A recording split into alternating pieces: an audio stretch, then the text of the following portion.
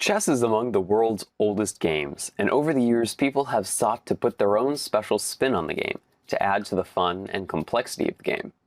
Today, we are going to be taking a look at the Underwater Chess Championship.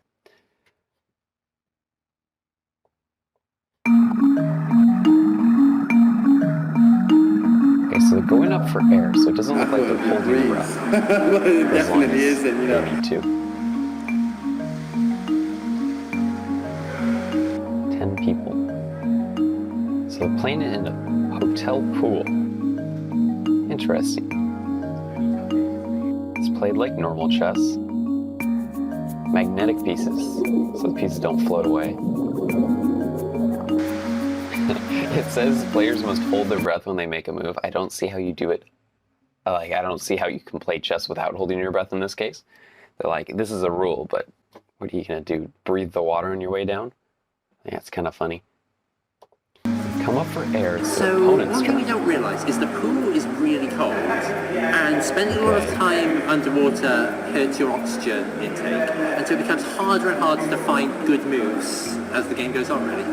Trying to see the pieces. That's interesting. So it's cold, but if it's a hotel pool, why can't they just like warm up the water? If that's such a bad thing. I mean, if this is the Dive Chess Championships, you'd think that they'd hopefully have a budget to, like, you know, turn on the water heater. So let's see. Yourself down there is a lot more difficult, and especially once you play a long game there. You're doing 30, 40 moves, and every time going down and coming up, it's a marathon in itself, you know. So a lot more difficult than I thought. Yeah, I'm wondering here again. When your opponent comes up for a breath of air and it's your turn, can you wait a second, or do you have to like dive down immediately, or do you have like 5 seconds to dive down? Because you do need to catch your breath for a second, right? I mean, they're not just going to let these guys pass out. I'd like to hear a little bit more about the rules of this game. If I can figure out what the rules are, this is definitely be something I'd like to try at my local pool. It's still pretty hot over here in Southern California. I mean, it's like always hot over here. But it's still warm right now, so I definitely like to try this if I could just figure out the rules a little bit more. So I hope they will explain that a bit. So Poland's Michael something, 33 years old, ultimately won the championship.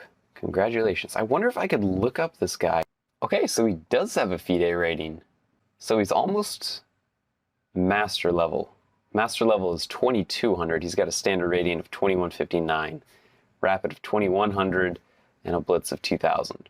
Oh, he's got a candidate master title. Well, that's cool. Okay, so he's a candidate master. It's a strong player here. Good to know.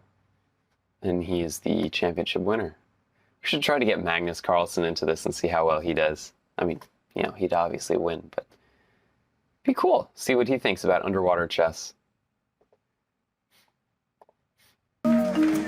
I'm planking just in front of the board. Like many others, try to keep only the head under the water, and then when they were making moves, they went under and in front of the board. However, in my opinion, it's better to play this planking technique, because when your breath is over, then you only have to make a move and you can go up. In my opinion, however, opinions are very split. I think that 60% is chess and 40% is like other skills. Swimming, keeping your body over control, and then the pressure and your breath.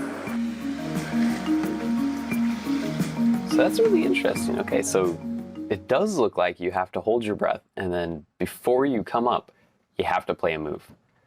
So breath holding is pretty important. But I still don't know, when your opponent pops up, do you have to go down immediately, or can you wait a certain amount of time? Is there a allotted amount of time? Because like these guys, the winner at least, he's a candidate master. So at that level, you can have a pretty good image of the board in your head, so you don't necessarily need to see the board to, you know, think about moves and consider the position, analyze a little bit. But you could also just like look down on the water and just kind of look at the board for as long as you need. So I wonder how that works. I don't know if they really explained it. Very interesting format. This is definitely something I'm going to try. I hope you guys enjoyed this video taking a look at the Underwater Diving World Chess Championship. Please hit that subscribe button and leave a thumbs up on the video, and I will see you guys in my next video.